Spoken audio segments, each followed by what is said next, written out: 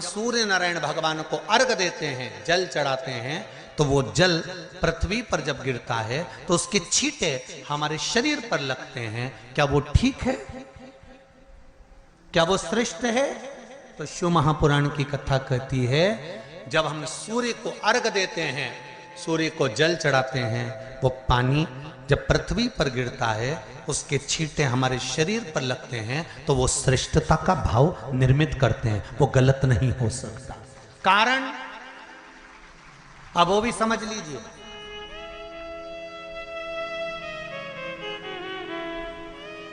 अब सूर्य नारायण भगवान को आप जल चढ़ा रहे हो तो छींटे नहीं लगे, उसके लिए क्या स्टूल पे चढ़ के चढ़ाओगे कि कुर्सी पे चढ़ के चढ़ाओगे?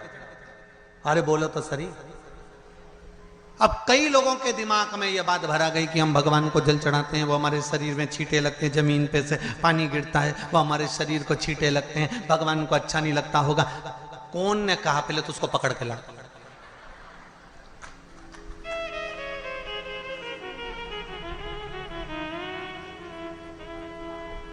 क्योंकि मेरे राम जी महाराज, मेरे भगवान कृष्ण,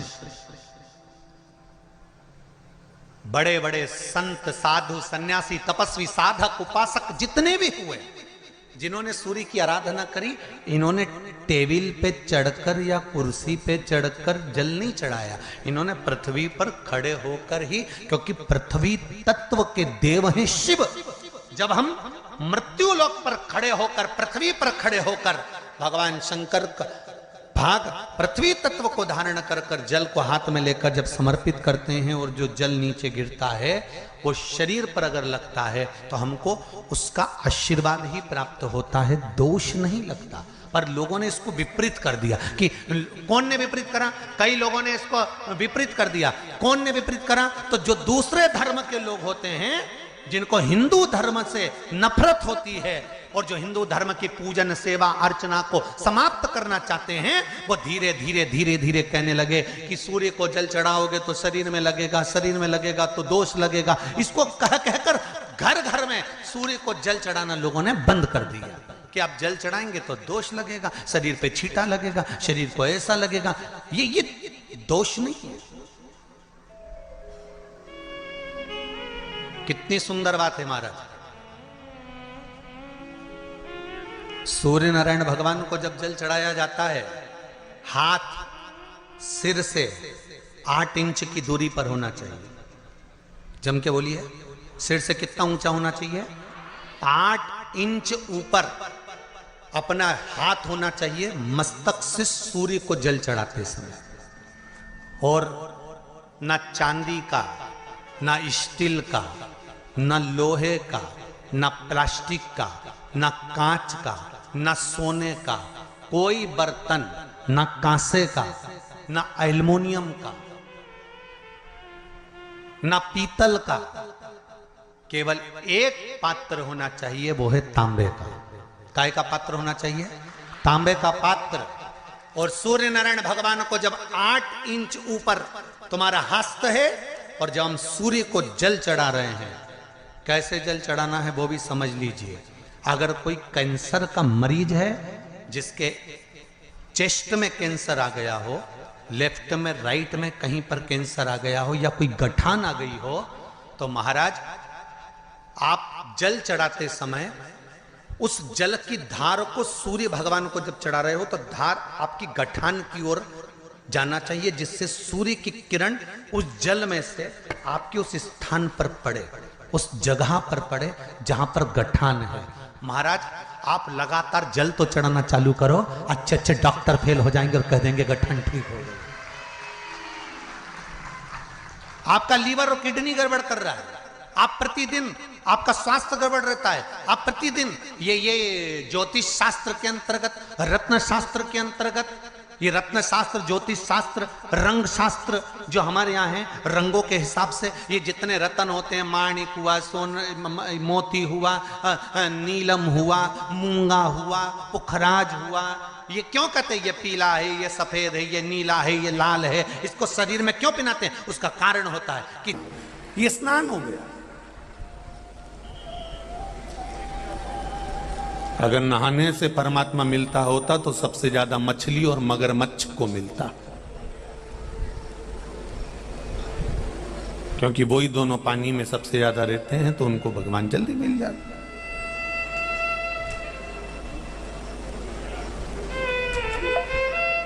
नहाना बहुत सरल है भाई।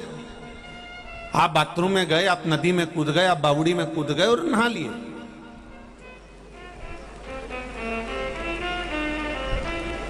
पर स्नान कठिन है। स्नान का मतलब होता है कि जितनी देर आप बैठे हो, पूजन करने बैठने से पहले कम से कम पहले स्नान करिए। स्नान का मतलब होता है कि संपूर्ण वस्तुओं का हृदय से त्याग कर कर परमात्मा के चरणों में ये मस्तक को नवा देना और परमात्मा को अपने भीतर उतार लेना, ये स्नान है। इससे हमारे अंदर की आत्मा का स्नान हो जाता है। ये भीतर का स्नान है। भगवान को आप लोगों ने हाथ उठाया कि हम भगवान नहलाते हैं। अपनी क्या सामर्थ्यता है कि अपन भगवान को नहला लें? वो तो क्षीर सागर में पहले से बैठा हुआ है, तुम्हारे नहलाने का इंतजार नहीं करता। हम जब भगवान को नहलाते हैं, भगवान को स्नान कराते हैं, उस समय पर हम भगवान को स्नान नहीं करा रहे होते हैं। भगवान को नहलाते समय, भगवान को स्नान कराते समय हम अपनी आत्मा को स्नान करा रहे होते हैं कि मैंने भगवान का मुंह धो दिया, मैंने भगवान का स्नान करा दिया, मैंने भगवान का कपड़ा पहना दिया, मैंने भगवान का श्रृंगार कर दिया। भगवान का श्रृंगार करते हैं तो ये आत्मा का श्रृंगार होता है। भगवान का स्नान कराते हैं तो ये आत्मा का स्नान होता है। भगवान को फूल चढ़ाते हैं तो आत्मा को फूल चढ़ाना होता है। हम अपना श्रृंगार कर रहे हैं, हम अपने चित्त का, अपने मन का, अपनी बुद्धि का, अपने हृदय का श्रृंगार कर रहे हैं।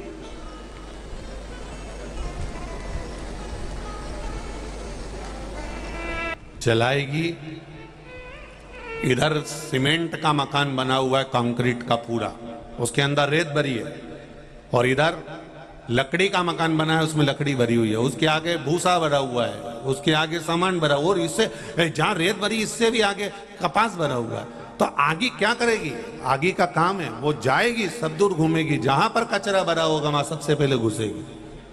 अग्नि जहां कचरा भरा हुआ है, जहां भूसा भरा हुआ है, जहां कपास भरा हुआ है, जहां पर कबाड़ा भरा हुआ है, आग सबसे पहले वहां प्रवेश करती है और वहां आग लगाती है। वहां प्रवेश कर कर वहां आग लगाती है। जिसमें रेत भरी होगी, बालू भरी होगी, अग्नि उस बालू में, उस रेत में प्रवेश नहीं करेगी, वो कमरा सेफ रह जाएगा। तो कोई ने पूछा क्यों तुम्हारे घर में आग नहीं लगी, तुम्हारे घर में आग क्यों नहीं लगी? तो उसने कहा आग नहीं लगने का कारण केवल एक है कि आग इसलिए नहीं लगी क्योंकि इसमें रेत भरी हुई थी और ये कंक्रीट का था। उसी तरह ईर्ष्या, काम, लोभ, आसक्ति, वासना, तृष्णा, ये उसी को जला सकती है जिसके भीतर ये कबाड़ा भरा हुआ होता है। लोभ, आसक्ति, वासना, तृष्णा, ये संसार के लोग उसको जला सकते हैं, पर ये आत्मा के अंदर अगर परमात्मा बैठा हुआ है तो इसको कोई जला नहीं सकता, इससे दूर चले जाएगा, आग दूर हो जाएगी।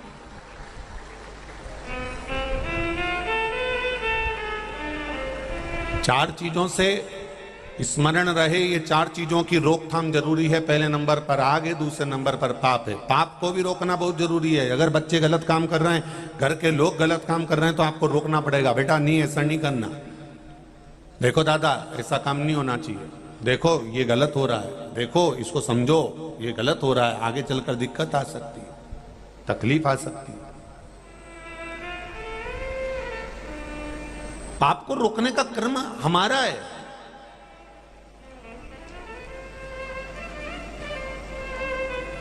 जब ये मनुष्य शरीर को भगवान ने पैदा करा, मानव का शरीर बनाया, मनु शत्रुपा को जन्म दिया, तो ब्रह्मा जी स्वयं स्तुप्त रहकर भगवान शंकर से पूछ रहे थे कि मैंने जंघा से मनु शत्रुपा को प्रकट कर दिया। इस मनु शत्रुपा को मैंने प्रकट करा तो ये ब्राह्मण है, ये क्षत्रिय है, ये वैश्य है कि ये शूद्र है?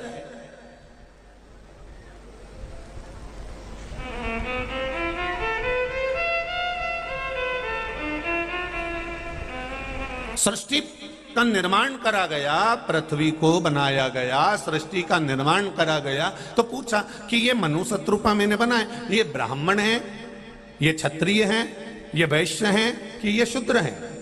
जितने लोग यहां पर बैठे हुए हैं, एक जाजम पर आप लोग बैठे हुए हो, इसमें ब्राह्मण भी होंगे, क्षत्रिय भी होंगे, वैश्य भी होंगे, शूद्र भी होंगे, ऊंची से ऊंची जाति का भी होगा तो नीचे से नीचे जाति का भी होगा। एक जाजम पर बैठे हुए हो, या कोई भेद का क्रम नहीं है कि तुम कौन हो। जब भगवान ने, ब्रह्मा जी ने सृष्टि बनाई तो मनु शत्रुपा से पूछा कि ये ब्रह्मा जी ने भगवान शिव से पूछा, अब इनको क्या बोलूं? ये मनु शत्रुपा जो भगवान ने प्रथम पुरुष, प्रथम स्त्री का जन्म दिया, उस समय पर नहीं लिखा कि ये ब्राह्मण है, कि ये क्षत्रिय, की वैश्य, की शूद्र है। वो तो संसार के लोगों ने अपने को कोई श्रेष्ठ बना लिया, कोई, हाँ भगवान ने कहा मैंने चारों वर्ण इस मनुष्य के शरीर में दिए हैं। मनु शत्रुपा के शरीर में चारों वर्ण हैं, आप में, हम में चारों वर्ण हैं। जब एक नारी या एक पुरुष किसी को ज्ञान देता है, समझाता है, बच्चा भी अगर किसी को ज्ञान दे रहा है, समझा रहा है, कोई नारी, कोई पुरुष किसी को समझा रहा है, तो समझ लो कि वो ब्राह्मण बन गया। ठीक है। उसके बाद में अगर किसी ने कुछ कहा और इसने क्रोध करा और जाकर उसका विरोध करा, तो समझ लो ये क्षत्रिय बन गया। अब इस शरीर का पालन भी इसी को करना है, तो इसने कुछ कमाना चालू करा तो ये शरीर वैश्य बन गया। फिर इस शरीर की गंदगी भी कोई दूसरा थोड़ी ना साफ करेगा, इस शरीर की गंदगी भी ये शरीर ही साफ करेगा, तो इसको शुद्र बना दिया। इसी शरीर में ब्राह्मण है, इसी शरीर में क्षत्रिय है, इसी शरीर में वैश्य है, इसी शरीर में शूद्र है। चारों वर्ण एक ही शरीर के अंतर्गत आते हैं। कोई बड़ा नहीं, कोई छोटा नहीं होता। महाराज, अगर हम किसी को छोटा बताएं कि नहीं नहीं साहब ये इस जाति का है, नहीं साहब ये इस वर्ण का है, नहीं साहब ये है। गुरु भी बनाए तो रविदास जी को बनाया जो चर्मकार थे, चमड़े का जूता बनाते थे, और मीराबाई को लोग चिढ़ाते थे, अरे ओ मीरा तेरी बुद्धि फिर गई, अरे ओ मीरा तेरा ध्यान कहां गया, तेरी बुद्धि कहां गई, तेरा चित्त कहां गया।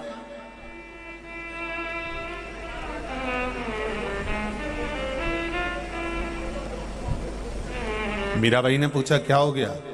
संसार में गुरुओं की कमी थी? कोई सतयुग थोड़ी ना चल रहा है, कोई त्रेता युग थोड़ी ना चल रहा है, कोई द्वापर युग थोड़ी ना चल रहा है, कलयुग चल रहा है। कलयुग यहाँ किलो के भाव में तोल लो तो इतना गुरु मिल जाएगा। और तू गुरु भी बनाई तो वो चमड़कार को, चमड़े का जूता बनाने वाले को, तुझे कोई दूसरा गुरु नहीं मिला। मीरा, और अगर तूने गुरु बनाया है मीरा, तो एक काम कर, तेरे गुरु जी का आश्रम तू गंगा जी के तट पर बना दे। गंगा जी के घाट पर गुरु रहे तो अच्छा है। मीरा भाई गुरु जी के पास गई, रोती, आंख में आंसू भरा था। गुरु जी पहचान गए आज मीरा की दशा ठीक नहीं। गुरु गुरु होता है।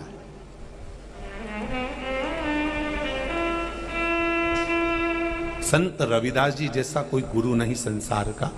रविदास जी ने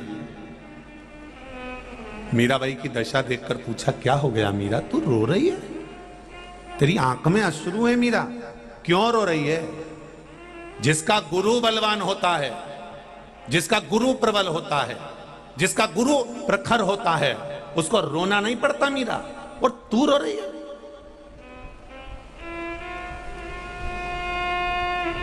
मीराबाई कहती है गुरुजी मैं आपका आश्रम गंगा के घाट पर बनाना चाहती हूं। गुरुजी ने पूछा मैं और गंगा के घाट पर जाऊंगा? हाँ, मैं अगर गंगा के घाट पर जाऊंगा ना मीरा, तो फिर मेरा तुझे गुरु मंत्र देना बेकार हुआ। तो गुरुजी आप गंगा के घाट नहीं जाओगे? नहीं, गुरु गंगा के घाट नहीं जाता मीरा, गंगा गुरु के घाट पर आती है। मीरा ने कहा यह हो नहीं सकता। मीरा पहले तो आंसू पोंछ ले, पानी पीना है? हाँ गुरुदेव। गुरुजी ने हाथ जोड़ा। जिस बर्तन में गुरुजी चमड़ा धो रहे थे, चमड़े को साफ कर रहे थे गुरुजी, उसी बर्तन का हाथ जोड़कर कहा जिसमें मैं चमड़ा धोता हूं इस कठोते में, गंगा मैया कुछ कृपा कर दो, मीरा को प्यास लगी है। हीरे की चूड़ी जड़ा हुआ हाथ कठोते से बाहर निकल आया, उसमें एक सोने का पात्र था, मीराबाई को दिया, मीरा ले पानी पी ले। मीरा ने पूछा यह हाथ किसका है? भगवान कहते हैं देख मीरा, मैंने तुझे कहा था कि गुरु गंगा के घाट नहीं जाता, गंगा को गुरु के घाट पर आना पड़ता है, ये गुरु का घाट। ये दुनिया की दृष्टि है, ये चर्मकार है, चमड़े का जूता बनाते हैं, ये दुनिया की दृष्टि है। तो राजा जनक जी की सभा में अष्टावक्र ऋषि ने क्यों गलत कह दिया? फिर राजाओं की सभा में, क्षत्रियों की सभा में बैठे थे राजा, और अष्टावक्र जी आए जिनकी शरीर 8 जगह से टेढ़ा था, और पूरी सभा जमकर हंस दी, ठाका लगा ली पूरी सभा, अष्टावक्र जी को देखकर हंस दी। और यहां शिव महापुराण की कथा कहती है विकलांग को, लूले को, लंगड़े को, अंधे को, किसी को देखकर नहीं हंसना, किसी की भगवान ने उसको क्यों बनाया, क्या कारण है, ये वो जान सकता।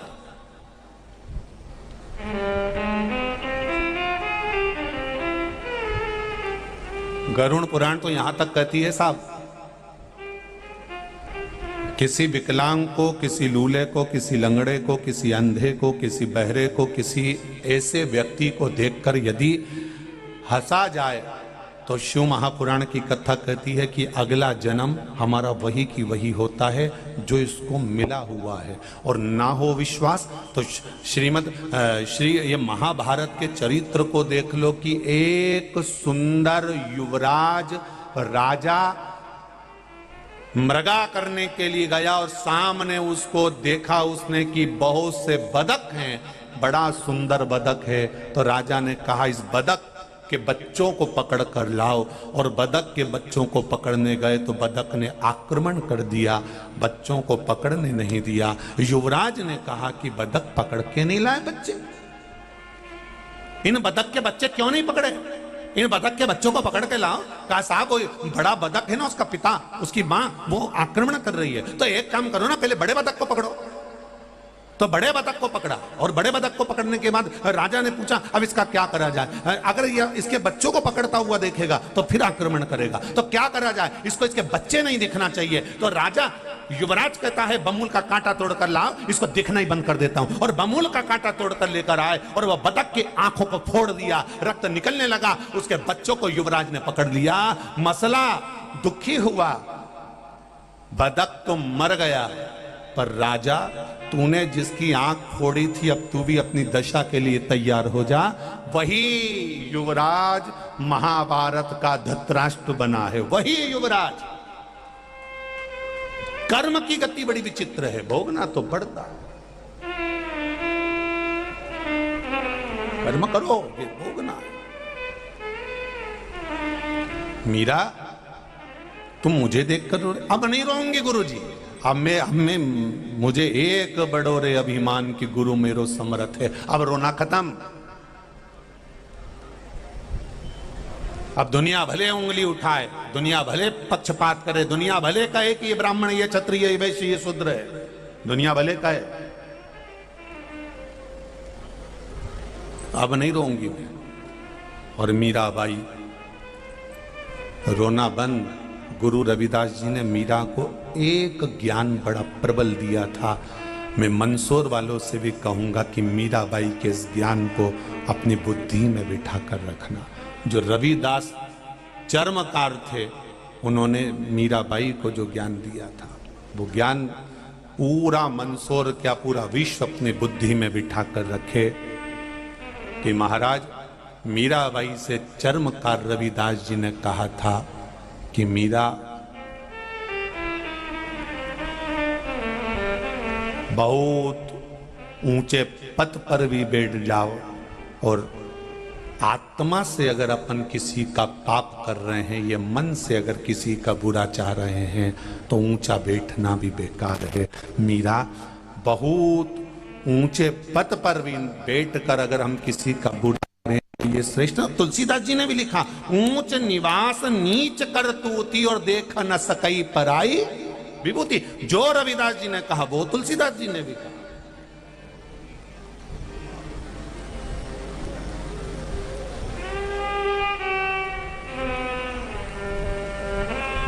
एक पत्र अरुण जी श्रीवास्तव मंदसौर से हैं, कहीं बैठे हो तो खड़े हो जाएं भले। उन्होंने एक पत्र लिखा था जो कक्ष में है हमारे पास में, एक पुष्टे के ऊपर लिखकर भेजा है कि गुरुदेव आपने व्याख्यान करा कि मृत्यु के समय पर जब कोई मरता है, एक व्याख्यान हमने करा था, फूल फेंका जाता है, मखाना फेंका जाता है, पैसा फेंका जाता है, और क्या कहा जाता है? जम के बोलो जरा, राम नाम सत्य। तो प्रश्न किया है अरुण जी श्रीवास्तव जी आपने, अगर कहीं बैठे हो तो हमारा स्मरण अगर कर रहे सुन रहे हो तो आप जरूर सुनिएगा। आपका प्रश्न है कि राम नाम सत्य है, ये सबसे पहली बार कहां और कब बोला गया? सत्य है, ये सबसे पहली बार कहां और कब बोला गया?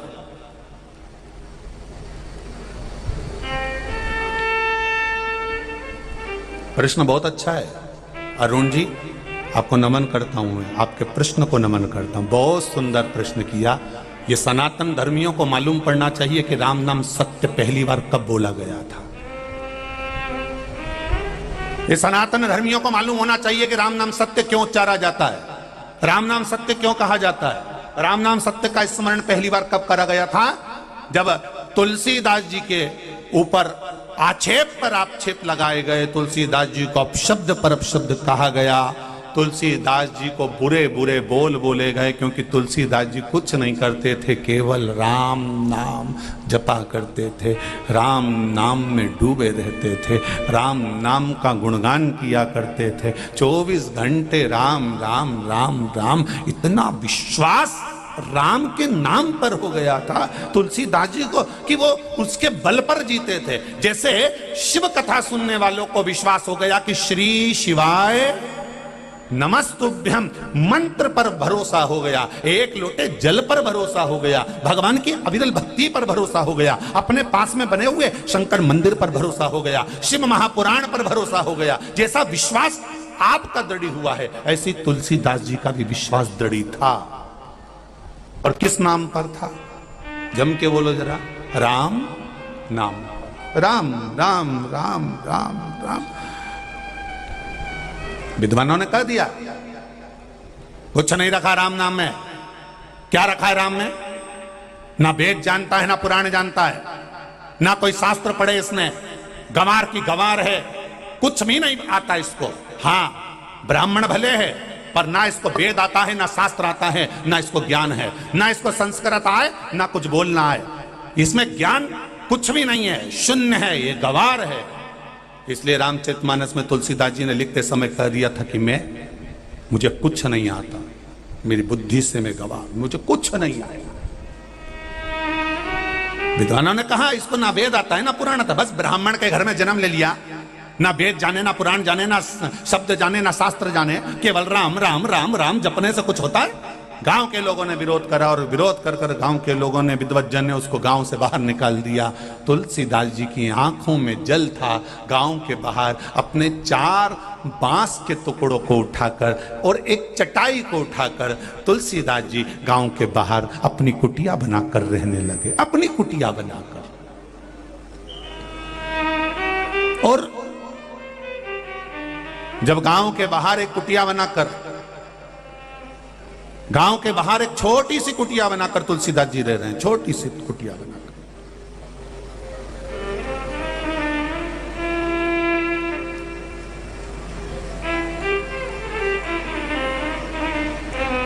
अब बैठे जप रहे राम राम राम राम राम राम राम कहते रहो जब तक घट में प्राण, कबहू तो दीन दयाल की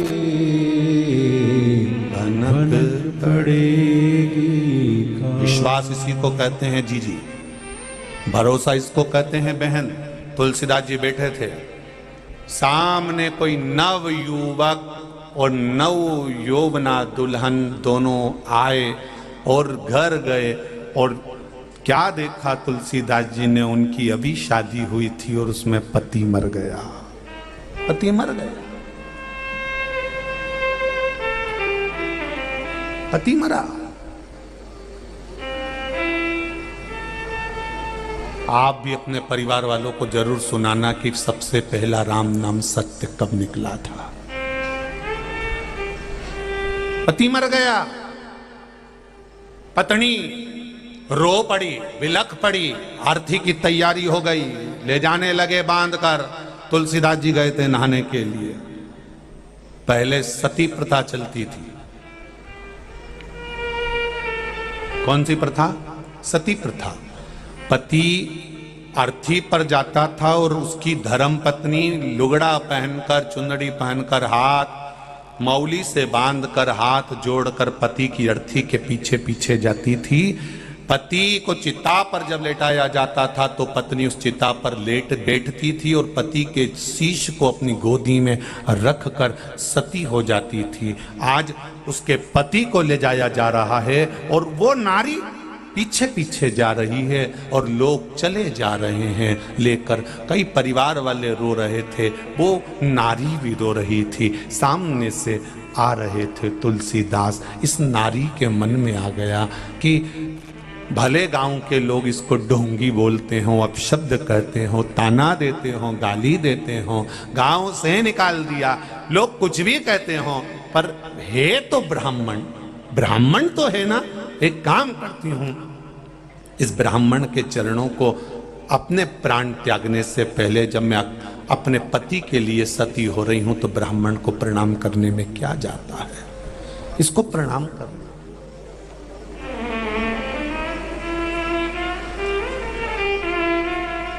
वो नारी प्रणाम करने तुलसीदास जी के पास गई। तुलसीदास जी ने आशीर्वाद दे दिया, अखंड सौभाग्यवती भव, अखंड सौभाग्यवती भव। अब तो जितने गांव के लोग थे, जितने विद्वत जन थे, सब उखड़ गए। बताओ इस अंधे को ये नहीं दिख रहा किसका पति मर गया? ये वेद पढ़े, ये शास्त्र पढ़ा है, राम राम राम राम करता रहता है। तू भी झूठा, तेरा राम भी झूठा। देख, उसका पति मरा हुआ पड़ा है अर्थी पर।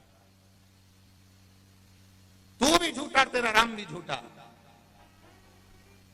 तुलसीदास जी मुस्कुरा कर कहते हैं, भैया विद्वत जन, गांव के लोगों से निवेदन है, मुझे झूठा कह लो, मुझे गालियां दे लो, चलेगा, पर मेरे राम को झूठा मत कहो।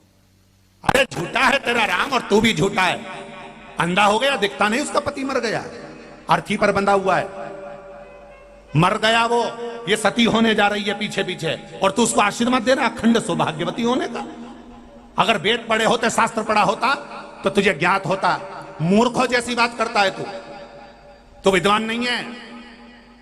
भैया मुझे कुछ भी कहो, पर मेरे राम को झूठा, तेरा राम भी झूठा है और तू भी झूठा है। उसने कहा अगर मेरा राम झूठा है तो आप एक निवेदन स्वीकार करो, 2 क्षण के लिए इस अर्थी को नीचे रख दो। 2 क्षण के लिए गांव के लोगों ने अर्थी नीचे रखी। तुलसीदास जी उस अर्थी के पास बैठे और राम राम राम राम कहना प्रारंभ करा। राम राम कहना जो प्रारंभ करा तो मुर्दा उठकर बैठ गया, मुर्दा उठकर बैठ गया। तब गांव के लोगों ने और विद्वानों ने कहा, आज समझ में आया कि राम नाम सत्य है। अभी तक तुलसीदास भी झूठे थे और राम का नाम भी झूठा था, पर आज दिख गया कि राम नाम सत्य है। इसीलिए मुर्दे को ले जाते समय बेलपत्री के पेड़ के नीचे थोड़ी देर रोका जाता है, क्योंकि लोगों को यह आज भी लगता है कि तुलसीदास जी ने उस मुर्दे को नीचे रखकर जगा दिया था। तो हो सकता है अभी भी मौका है, शमशान में ले जाने से पहले उसको चिता पर लेटाने से पहले एक जगह पर नीचे उतार दो। हो सकता है कहीं का संत आ जाए, महात्मा आ जाए और राम राम कहकर इसको जगा दे। इसलिए आज भी नियम है मुर्दे को रखने का। ये तुलसीदास झूठा था, ये राम नाम झूठा था, पर राम नाम सत्य का प्रमाण दे दिया। तब लोगों ने उस दिन से प्रारंभ कर दिया, राम नाम सत्य है और वो सत्य है इसलिए संसार चल रहा है। आज भी कई लोग कहते हैं संसार बड़ा बुरा है, हम कहते काहे को बुरा है? संसार के बराबर कुछ हुआ? कितना जोरदार है, इससे जोरदार कोई संसार नहीं होगा। कोई कहे कि नी साहब सतयुग अच्छा था, नी साहब त्रेता अच्छा था, नी साहब द्वापर अच्छा था। तो उस समय पर राक्षस नहीं थे क्या? सतयुग में कितना राक्षस था, हिरण्याक्ष, हिरण्यकशिपु, कितना अंधकासुर ने ये न वो, कितना बड़ा। त्रेता उसमें भी रावण था, कुंभकर्ण था, मेघनाथ, अक्षय, कितने भरे पड़े हुए थे। देखो रामायण में एक से बढ़कर एक मिलेंगे। तो द्वापर में नहीं थे क्या? कंस, पूतना, कितना तृणावत, अगासुर, बकासुर, कितना पड़ा हुआ है, ढेर सारा। तो कलयुग, तो क्या कलयुग तो फिर भी ठीक है, इतने राक्षस नहीं है अभी भी, और थोड़े बहुत हैं तो वो चलेगा, और ये अच्छी क्वालिटी के नहीं है, कोई टेंशन वाली बात नहीं। उस समय क्वालिटी के इनको प्रमाण पत्र मिलता था कि ये कंस है, राक्षस है। रावण को प्रमाण पत्र मिला था कि ये राक्षस है, मेघनाथ को मिला था कि राक्षस का पुत्र है। पर आज के जमाने में राक्षस को प्रमाण पत्र नहीं मिलता, इसलिए पहचान नहीं हो पाती कि ये राक्षस है कि नहीं। इसके साथ पार्टनरशिप करूं कि नहीं करूं, इसके साथ मैं काम करूं कि नहीं करूं। जब ये तुम्हारे साथ गलत करता है तब समझ में आता है राक्षस ने हमारा पूरा निपटा ही दिया।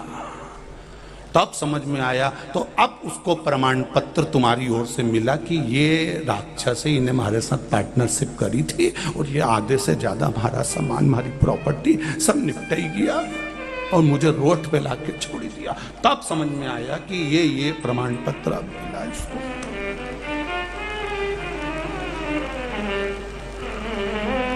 बुरा नहीं, ये कलयुग बुरा नहीं है। कलयुग के बराबर तो कोई सा युग भी नहीं हुआ कि भगवान का भजन करो। कलयुग केवल नाम आधारा और सुमर सुमर नर उतरई तारा। कलयुग में है ही क्या? तुम भगवान का नाम लो, भगवत भजन करो, श्री शिवाय नमस्तुभ्यम। अपने मंत्र जाप में तल्लीन रहो, अपने मंत्र जाप में डूबे रहो। कोई कुछ भी कहे, तुम अलमस्त होकर भगवत भजन करो। राम के नाम में सत्यता छुपी हुई है, परमात्मा के नाम में सत्यता छुपी हुई है। तुम कृष्ण कहोगे, उसके नाम में सत्यता छुपी हुई है। तुम दत्त कहोगे, उनके नाम में सत्यता छुपी है। तुम शिव कहोगे, उनके नाम में सत्यता छुपी हुई है। बस उसको प्रकट कर रहा है, उसको जाना है। बच्चे पूछे, अरुण श्रीवास्तव जी आपका जो प्रश्न था उसका उत्तर है ये। राम नाम सत्य पहली बार बोला था जब मुर्दे को भी जगा दिया गया। कितना प्रमाण दिया है भारत के संतों ने, उनके बराबर कोई दुनिया में प्रमाण नहीं दे सकता साहब।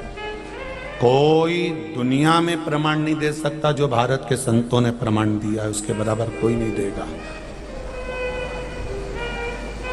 नरसिंह मेहता जी से हर बार पूछते थे उनके साथ वाले, क्यों रे नरसिंह, तेरी भाभी तो बहुत गाली दे रहे। नरसिंह के तो भाभी से क्या है, हमारा दादा तो एक नंबर का, हमारा दादा मेरे पक्ष में, बंसीधर मेरा भाई मेरा है। तो भाभी तो तेरे को अपशब्द बोले, बोलवा दो, बात तो रूखी रोटी देन दो। तो फिर उस घर में क्यों रोए? किसके भरोसे पे रह रहा उस घर में? अरे मेरा दादा है नहीं, हमारा भाई बहुत जोरदार है, वो तो मेरा है ना। भाभी का क्या है, वो तो बोलती रहेगी, वो तो अपशब्द कहती रहेगी। नरसिंह मेहता जी बोले, भाभी से क्या, भाभी बोले तो बोलने दो। तो थारी भाभी तेरे को गाली देन दो, अपशब्द बोले बोलने दो। हमारा दादा तो हमारा है ना, हमारा भाई तो मेरा है ना। बस नरसिंह मेहता के शब्दों को अपने ऊपर उतार कर रख लो। भाभी अपशब्द के, भाभी गाली दे, भाभी रूखी रोटी दे, पर दादा तो अपना है ना। उसी तरह संसार के लोग कुछ भी के, भोलेनाथ तो अपना है ना। बस उसको अपना बना लो, बाकी की आग लगे बस्ती में अपन रियो मस्ती में एकदम चकाचक। भले 1 घंटे तक पेंसिल से लाइन खींचो और डब्बा बदलो, बोले दादा तो अपना है नहीं। बस बहुत उतना। भाभी तो तेरे को गाली दे तो हमने कहीं करना गा भाभी से। वे तो दूसरे घर की आई है, बोलो सही बात है कि नहीं? वो तो पराये घर की आई है, तो पराये घर का व्यक्ति तो गाली देगा। जो नहीं समझता होगा वही तो अपशब्द कहेगा। तो थारी भाभी तेरे को रूखी रोटी दे, भले दे, अपने कई मतलब नहीं। दादा तो अपना है नहीं। बस दादा अपना होना चाहिए, हमारा भाई मेरा अपना है। उसी तरह संसार कुछ भी कहे, मेरा भोलेनाथ तो मेरा अपना है। बस वो अपना बना रहेगा तो संसार कहीं पर भी जाए कोई मतलब। पहले मैं रील्स डालती थी तो व्यूज आते थे 940, 127, 500, तो ये कोई व्यूज होते हैं? लेकिन फिर मैंने क्राफ्टो ऐप से अपना है, बस वो अपना बना रहेगा तो संसार कहीं पर भी जाए कोई मतलब।